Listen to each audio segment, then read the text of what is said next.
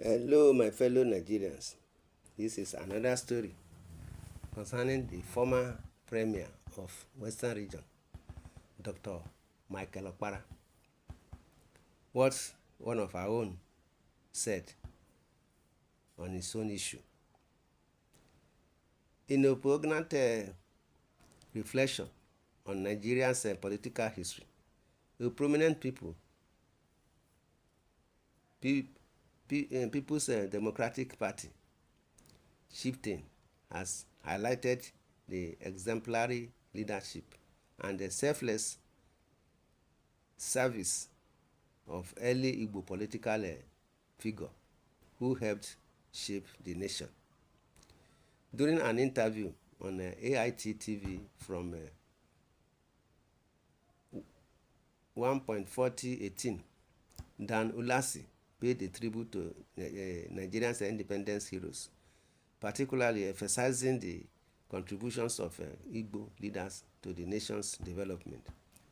Nnamdi Azikiwe, with other patriots, brought independence to this country, Ulasi stated, acknowledging the pivotal role of Nigeria's first president in the country's journey to sovereignty.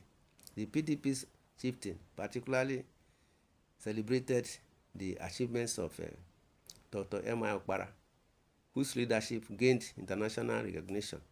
At a time, the British Guardian newspaper labeled him the best black man performing on the continent when he was Premier of Eastern Region, Ulasi recalled. In a striking revelation about Okpara's modest lifestyle, despite his achievements, Ulasi noted, by the time he left office, he had not an empty land in Enugu. When he came back from exile, we contributed money for a bungalow to build in his village. This testimony provides a stark contrast to contemporary political attitudes, highlighting an era when public service was characterized by a sacrifice rather than personal enrichment. The revelation about Okpara's humble circumstances after leaving office, requiring community support to secure basic accommodation, serves as a power reminder of his selfless leadership style. In the interview has sparked renewed interest in these historical figures, particularly their approach to public service and their enduring legacy in Nigerian political history. You see, this is what we are saying, that if the present politicians can emulate the old ones, Nigeria will move forward. This is what one of our person is saying in the comment section. He asking a question. How many Igbos can be like Zik and Okpara today? Not even the writer. Dan Ulasi go dey put mouth for everything these days. Now, wow. Please, we will like this type of people, Okpara, Gowon, to lead our country. What I read about their lives shocked me. They have no houses of their own after leaving office. Great Nigerians to be emulated. You are quick to blame the British, who amalgamated us together, but you should also blame those who fought for our independence, when in the real sense, we are not yet ready for it. Up to now, we are still crawling. Well, my brother, another one is saying, you must lack information, and at the same time, if not, what are contributions of present Igbos to compare the lives of Michael Okpara, Ojukwu? My dear, these people made a lot of sacrifice. Go and study history of them all before you call an elder statesman a liar. Lies, what kind of contribution by Igbos.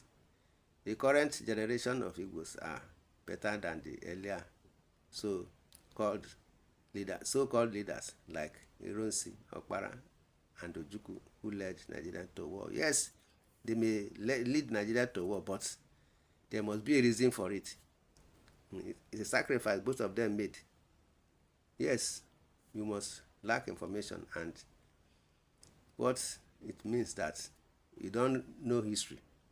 Go and read and ask from the elderly ones what happened during those days. That was then in the early 60s when Nigerians had God-fearing leaders and not disgruntled rulers like we have since after Second Republic, and now our system now is characterized with envy, hatred, ethnic homophobia, discrimination, scramble, patronizing by thieves, looters, and religious bigotry. Politicians who even dislike the electors from their constituencies, who voted them into power. It's only God we look up to for deliverance from their wicked hands. You see? Yes, they need to be celebrated for the man who brought independence to Nigeria, the late Azikiwe Awolowo. He was the man who insisted that the Hausa Fulanis must be part of independence. When Ahmadu Bello said they are not going to be part of it. How I wish Baba Zik did not persuade him then. Each region could have been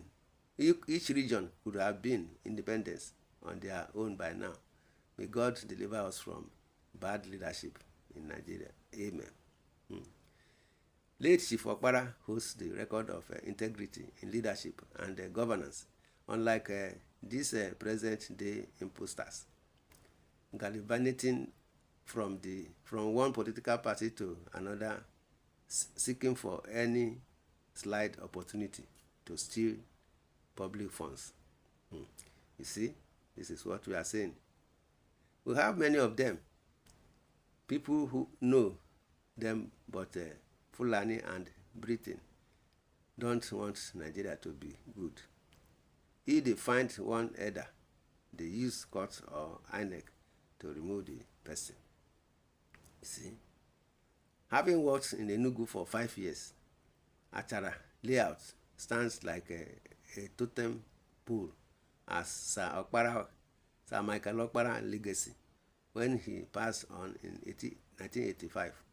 Late Nnamdi Azikiwe recounted the many instances he stood by him, defending the cause of his people.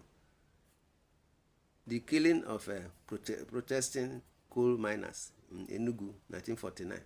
If I'm correct, but stand to be corrected, give honor to whom honor is due.